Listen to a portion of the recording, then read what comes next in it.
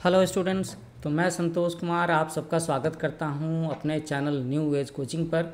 आप देख रहे होंगे कि ये झरना क्लास 7th की जो किताब है उसे मैं दिखा रहा हूं। तो सारे स्कूलों में नया सेशन शुरू हो चुका है, तो मैं अब क्लास 7th झरना की किताब के सॉल्यूशन, समरी के लेक्चर्स और एक्सप्लेनेशन इसका वीडियो डालना शुरू कर रहा हूँ।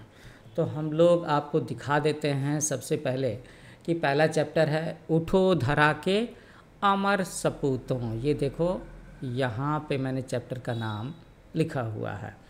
तो लेफ़्ट साइड की स्क्रीन में मैं आपको दिखा दूँ कि ये चैप्टर ऐसा दिख रहा होगा आपकी किताब में, और इसी चैप्टर के सॉल्यूशंस मैं बताने जा रहा हूँ। तो सॉल्यूशन के पेज पर आ जाते हैं।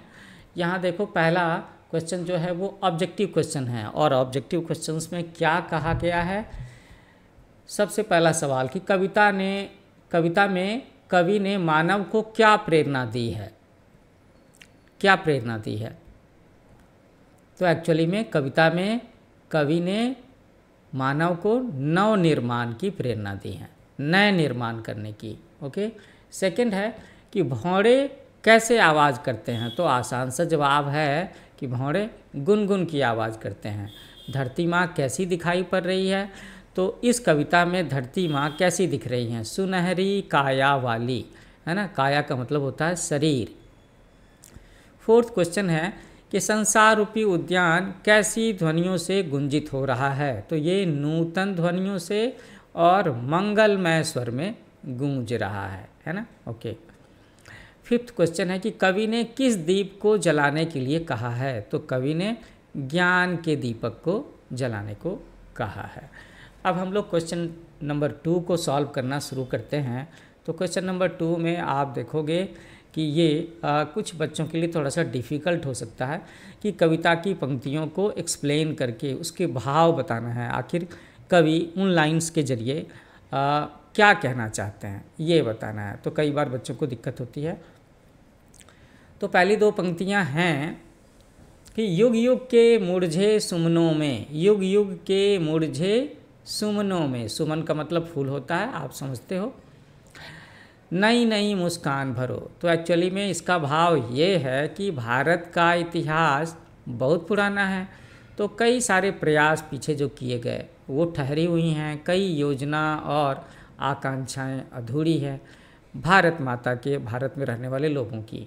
तो भारत भूमि को अपना सर्वोत्तम स्थान और प्रतिष्ठा दिलाने का काम अभी बाकी है। तो हमें युवाओं से पुनर्जागरण कर जोश भर करके काम पूरा कराना बाकी है ना। मतलब हमारे यहाँ सुमन जो बच्चे हैं, जो स्टूडेंट्स हैं, तो कहीं ना कहीं अगर उनके मन में निराशा की भावना आ गई है तो उनके मन में आशा के दीप जलाने हैं, जोश भरना है। ये बात कही गई है, युग युग के मुरझे सुमनों में नई नई मुस्कान भरो। तो हमें बच्चों को, स्टूडेंट्स के मन में जोश भरना है।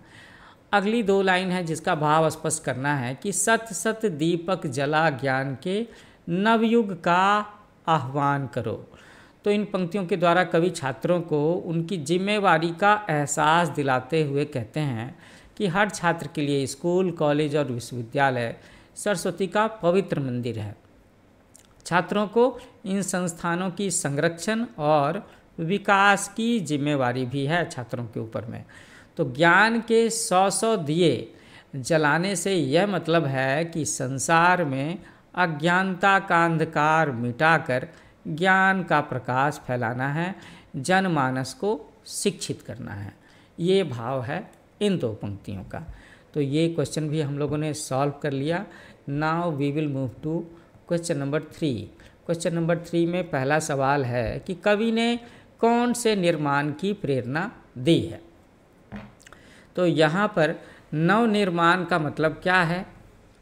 नवनिर्माण का मतलब ये है कि मुगलों और अंग्रेज़ों की गुलामी में भारत का विकास ठहर गया था, अतः कवि चाहते हैं कि जनजीवन में नई स्फूर्ति, जोश और प्राण भरे जाएं। इस क्वेश्चन में अभी एक दो लाइन और भी है इसके आंसर में, वो मैं आपको अभी दिखाता हूँ। ये है।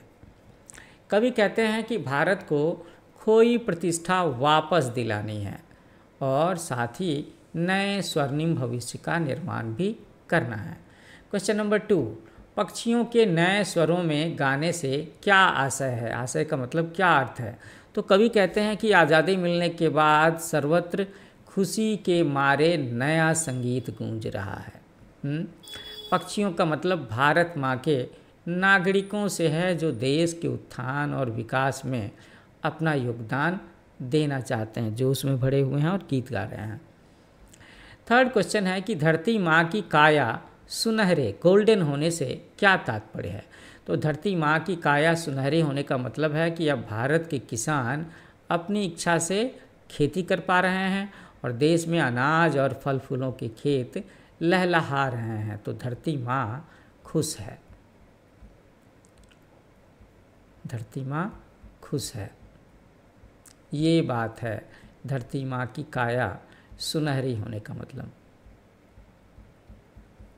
ओके, क्वेश्चन नंबर 4, भारत माता का रक्षक और पुजारी किसे कहा गया है?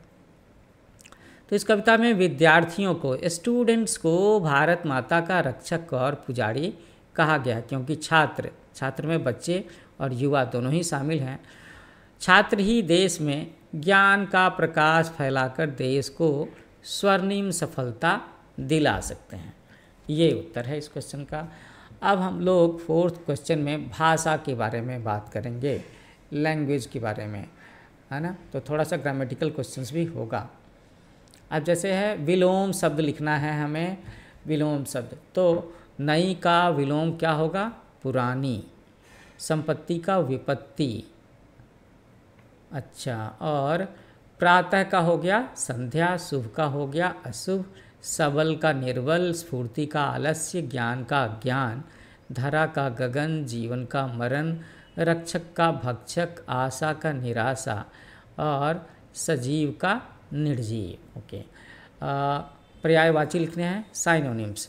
तो प्रातः का सुबह और भोर, पक्षी का खग और विहग, शरीर का तन और काया, उपवन का बगीचा और बाग, फूल का पुष्प और सुमन, और धरती का धरा और पृथ्वी। ओहो, लेफ्ट साइड में मैंने स्क्रीन चेंज ही नहीं किया, तो आपको अभी भी वहाँ पर पिछले पेज के क्वेश्चन ही नज़र आ रहे हैं। तो ये लो आ गया, है ना। तो हम लोगों ने विलोम शब्द लिख लिया, पर्यायवाची शब्द भी सॉल्व कर लिया है। अच्छा, नीचे लिखे गए विशेषणों के लिए विशेषण शब्द लिखें।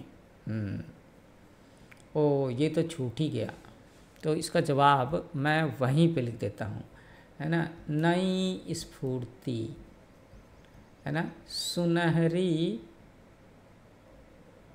काया,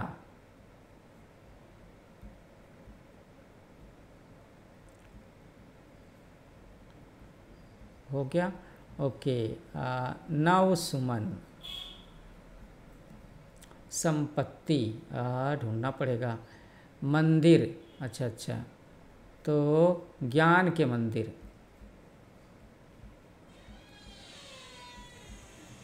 भारत माँ के अमर सपूत, अमर शब्द यहाँ लिखना पड़ेगा। ओके, संपत्ति में मुझे वो देखना पड़ेगा ज़रा सा।